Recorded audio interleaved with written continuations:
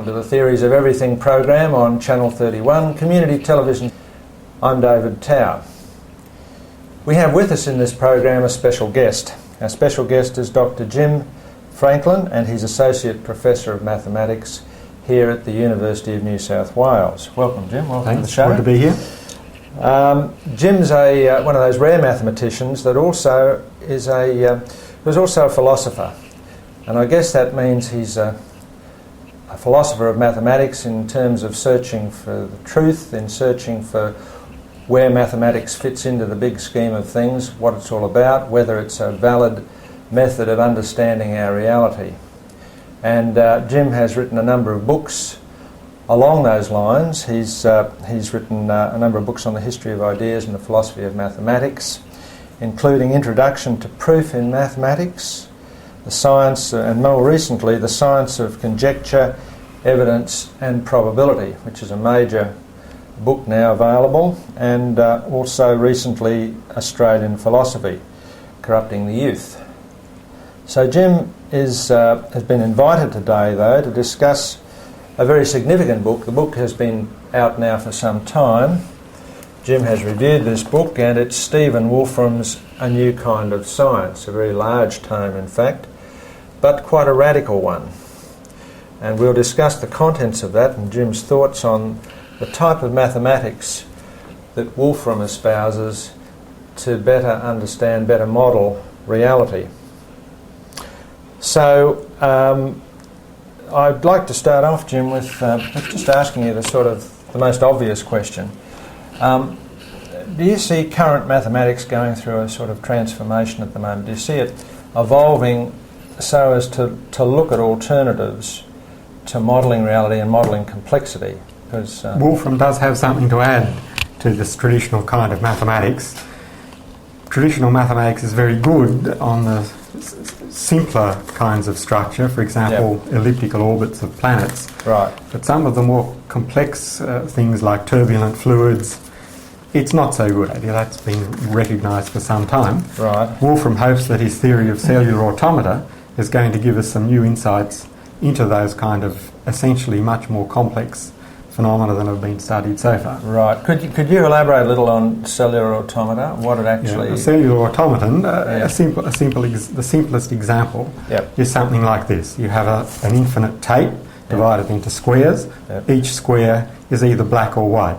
Let's imagine, for simplicity, that there's just a few black ones within an infinity of white ones. Right. Now, there's an update at each time step of the colours. Right. How do the rules work? There's different choices of rules, but the basic idea of a cellular automaton is that the way one of the cells changes colour depends just on the colours at the moment of its neighbouring cells. The state of its neighbouring cells. Normally just itself and its two neighbours. Okay. Yep. I think it was just coming in there briefly. Conway's Game of Life started. Yes, that was a two-dimensional case, which is a little bit more complex, but the same basic idea. Yes, that the state of a cell is updated depending on what's happening in the cells immediately around it. So it's a local rule. Yeah, a local rule, as you say. But that can... because of evolving over many time steps, you generate very complex behaviour. Right.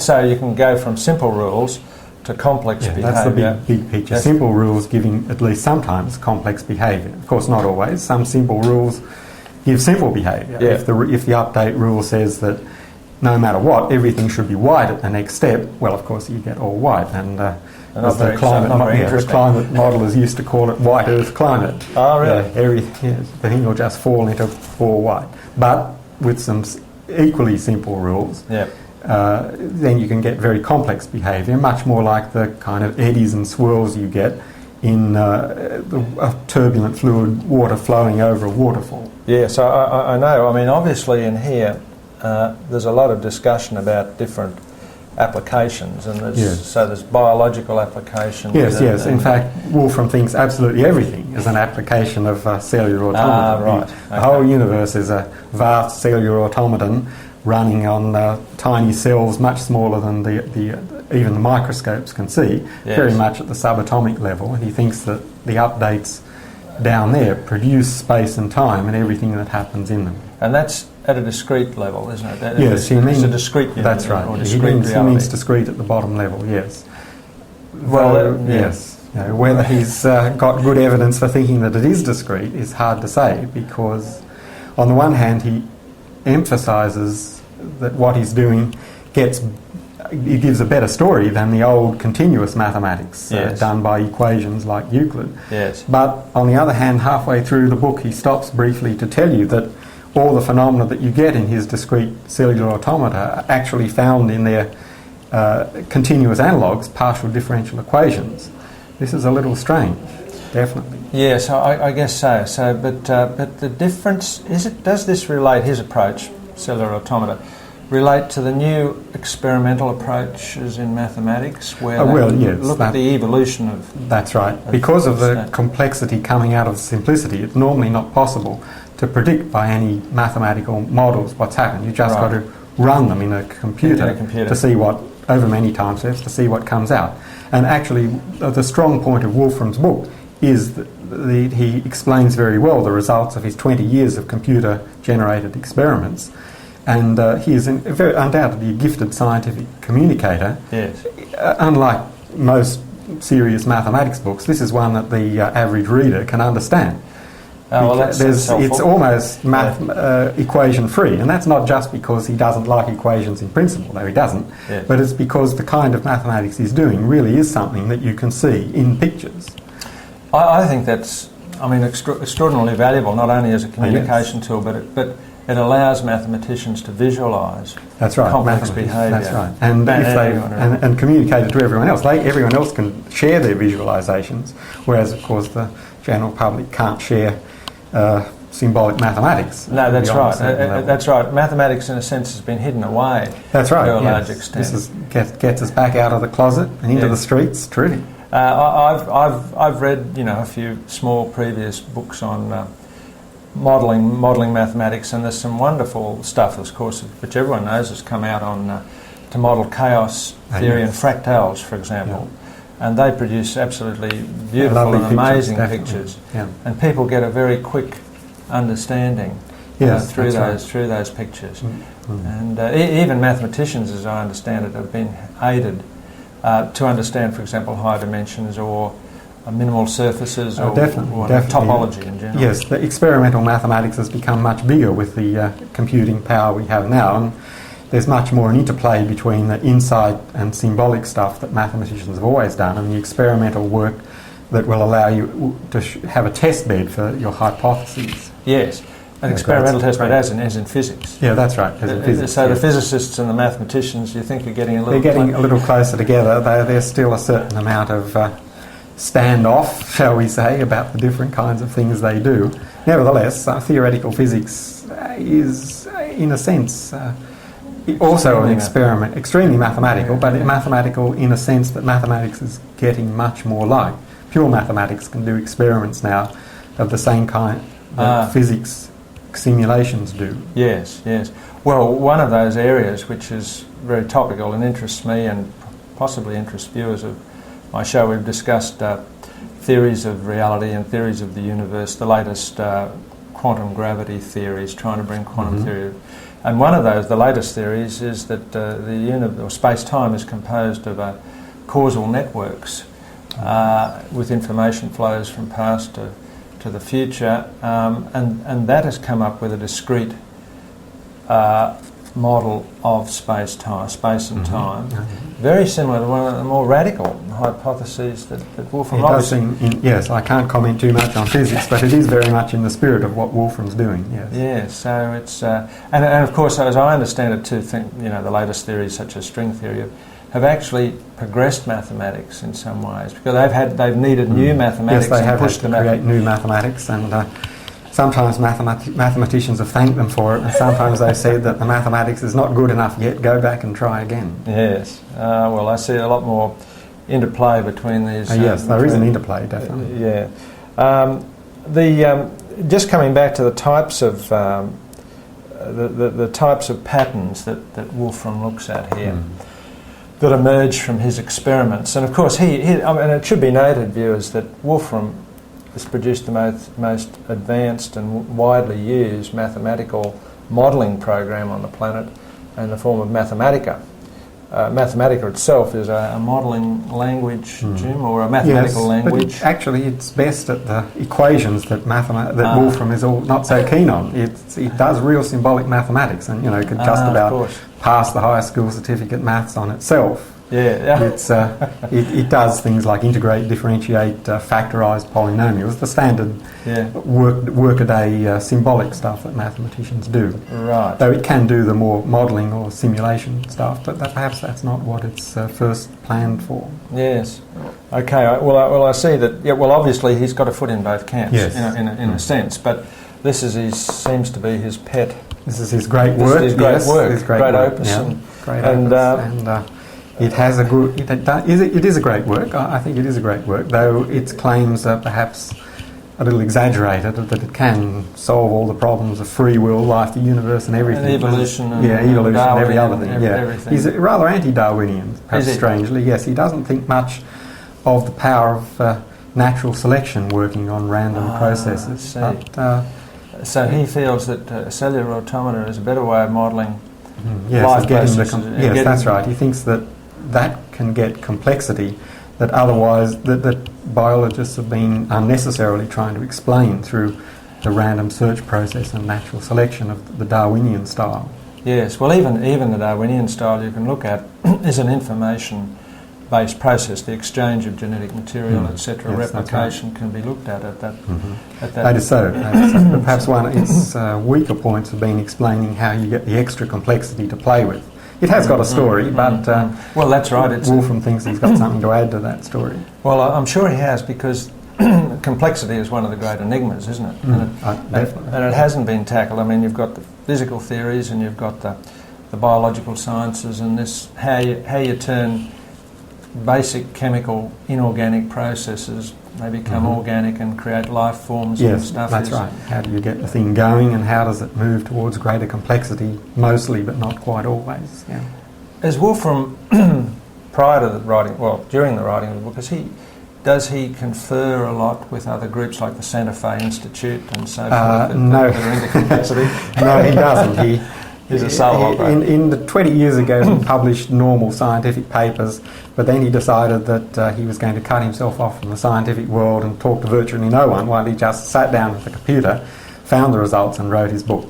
And now he's come out and revealed it. There's been a certain amount of flack for him to take over scientists claiming that the results don't amount to much, or he's claimed things that other people found and so on and so forth. Yes, that's right. In fact, he hardly mentions the fact that cellular automata are actually invented by von Neumann, the truly great mathematician of the mid-20th century, as a means for understanding how complex a self-reproducing machine would be. Von Neumann was doing the kind of self-constructing. That's right. The kind of self-construct. Self-constructing is perhaps harder than self-reproducing. It's got to be a certain complexity in order to be able to make a model of itself, like a human thing does, or at least make like DNA does. Yeah, like DNA does. Yes. Obviously, something simple can't have. I mean, there's a simple argument that says that there must be some kind of self-referencing, which is very hard to implement in a machine. Yeah. You'd think, that a machine, to have instructions to make some other machine, must have the instructions and some other stuff, so that the thing it makes must be simpler than itself. It's very convincing argument. Yes, and leaving a blueprint each time. That's right, leaving a blueprint. Yeah. How does it get the thing out of the blueprint? Anything can write a simpler blueprint, but surely how can it make a blueprint and a whole thing as complex as itself? Is this part of your philosophy of mathematics? Is this meta-mathematics? Yes, it is. It's trying to stand back from the mathematics and get the big picture of what the mathematics shows is possible and impossible. Yeah. Mathematics works in the realm of dividing the possible from the impossible, finding possible structures and which are impossible. Right. So, for example, it's possible to tile your bathroom floor with hexagonal tiles, but you can't do it with pentagonal tiles. There's just no way to make them fit. Yes. And it's mathematics that's going to tell you what is possible. Okay. And von Neumann thought up a rather complicated, by modern standards, cellular automaton, to model the possibility of a machine making something as complex as itself.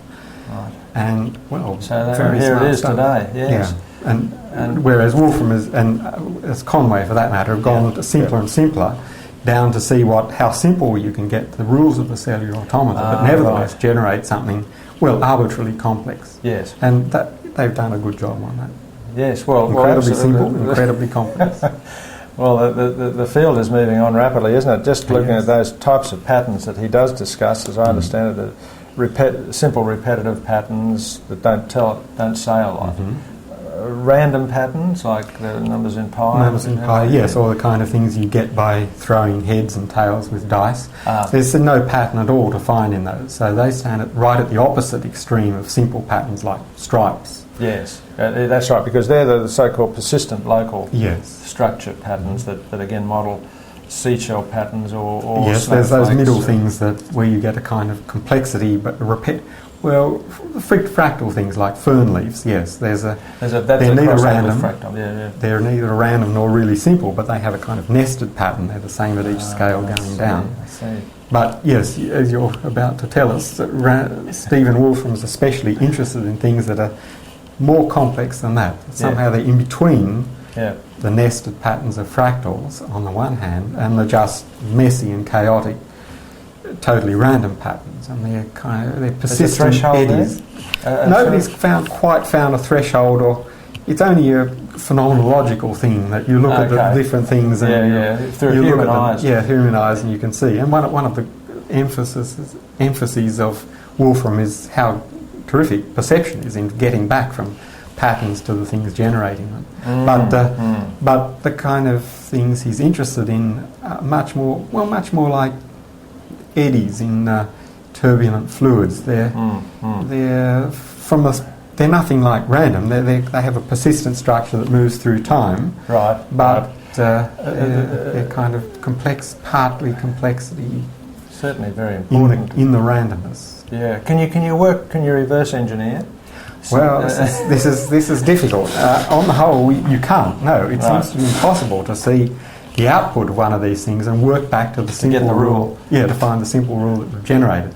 Or about all you can do is throw a lot of mud, try a few simple rules and see if any of them produce the complex behaviour. But then even if you find success in that, you're not sure if another simple rule might have produced something that looked much the same. Yeah. So that's the trick, and I think that's the physics trick too, to get back from a complex organism or complex pattern, whether it's flocking of birds or combinations of cells or whatever, back to what drives that. That's right, yes. And Wolfram says, and I think rightly, that science has often said, well, the phenomenon's complex, so we must be looking for some complex causes. And his work definitely shows that part of the repertoire of science must be to look at complex outcomes and sometimes think, well, maybe it's only simple causes that are producing that. Let's look for some. Yes, well, that's a real reversal, isn't it? That's a real breakthrough in understanding. Can we bring in sort of chaos as well here? I know we're bringing everything into this conversation. Sure. And I hope to have further ones, by the way, with Jim on all these sorts of areas. Happy to do that. Thanks very much. Yes. It's hard to find a mathematician with the with the patience. Chaos is something similar to what Wolfram's doing, but in a way different. It's was found especially in continuous systems, though, as I was saying earlier, there isn't really important distinctions between discrete and continuous systems when you get to the bottom level. But it was found in things like the weather, and especially computer models of the weather, where they found that sometimes there could be extreme sensitiveness to initial conditions, so that very small changes in an initial condition of what happened today quickly blew up into a very different behaviour of the weather. And unpredictable. Unpredictable, yes. So you get an unpredictability because of course you can't measure initial conditions to infinite precision, so that you don't know where the outcome's going quite a short time later.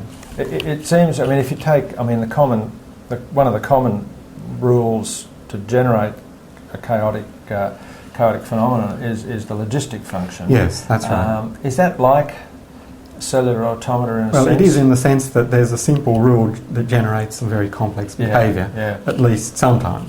Right. So yes, over a threshold. Over a threshold. For certain initial conditions it does, for some it doesn't. Yes, so you've got to tune it correctly, but if you do, definitely you get the same kind of phenomenon that Wolfram is talking about, a complex behaviour generated by a simple underlying dynamics, underlying rule, and it's very hard to get back from the complex observed behaviour to the simple rule behind it. Well, one last area which I'd like to sort of throw up to you is the whole axiomatic basis of mathematics has been shown, well, since the early last century by Gödel, to have intrinsic problems. In other words, the Gödel's not hypothesis, but proof, as I understand it, was that with any axiomatic system of any sort of complexity, you can have outcomes which may be true but not provable. Yes. But you can also have an inconsistency in the axioms as well. Inconsistency. I wouldn't put it that way. I would see that Gödel's theorem as showing that mathematics, even its core area of arithmetic, is too complex to be reduced to axioms, to a finite set of axioms. Because, the result shows that whatever axioms you have, there's some truth about arithmetic left over that doesn't follow from the axioms. Right.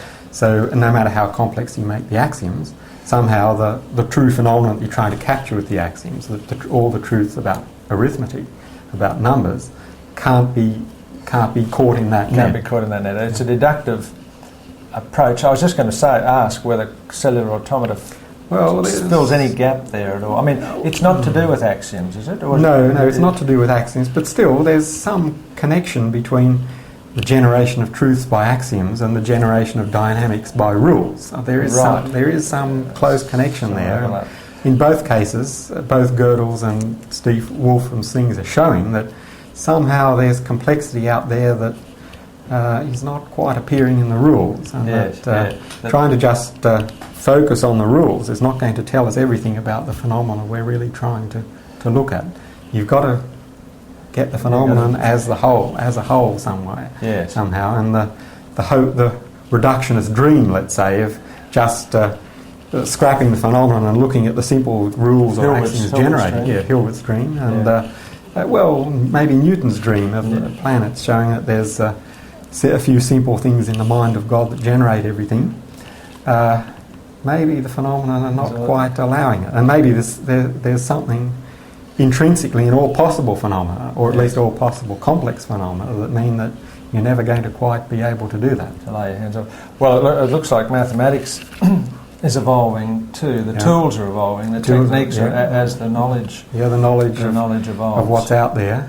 Yes, mathematicians. Well, we're glad of it, because we realise that the tools we were using 100 years ago were only going to show us the things in close to shore, but now out there we're getting a bit of a better understanding, and whole structures. The complexity out there is we can't grasp it the way we hope to, but we can get some understanding of what is really happening. Well, as we can see, viewers, Jim is not the sort of person who steps back from controversial issues, and he's actively involved in analysing the sorts of questions that some of the questions that we raised today. But he also, on the other side of the coin, on the philosophical side, he's interested in the big questions as well, as we are on the show. And I think you've got a debate coming up, Jim, is that right? Yeah, March the 11th, at the second Tuesday Philosophy Forums held at Waverton Bowling Club. I'll be debating with an old mate the questions of God and the scientific world picture. All of your viewers are welcome. Absolutely, I'm sure they'll be very interested too. It seems, though, that this book has probably raised a lot more questions than it answers. I think mathematicians are already will start to follow through on a number of these things that they haven't already. Yes. And it raises these sort of big picture metaphysical, meta-mathematical ideas of whether we are just as biological entities or outcomes of a giant cellular automata machine, a giant information chessboard, if you like. And that probably is getting a little metaphysical, but it still crosses back. And it comes back to what the future of life is all about. And these sort of big questions I've looked forward to discussing in a mathematical, philosophical framework with Jim in the future. And thanks very much indeed, Jim, for today. Thanks for having you. That really that put us on the right track. Thank you. Thanks. So viewers, the insights provided by our discussion with Dr. Jim Franklin on the processes of cellular automata provide us with the first program in our new series on complexity, provides us with a basis for following on in this fascinating area, because complexity, in my belief, is the key to understanding life and existence and reality. It's certainly the glue that binds physical processes with life processes, inorganic with the organic. It certainly provides a basis for better understanding and better combining the reductionist approaches and holistic approaches to knowledge discovery. And it certainly provides a further link between the very small, the subatomic particle level and the forces that bind those subatomic particles and the cosmos as a whole.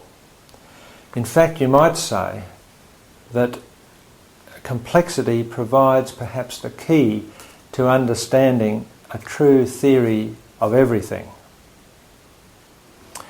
I'm David Tao, and you've been watching again the Theories of Everything program on Channel 31 Community Television. I'll look forward to seeing you again next week.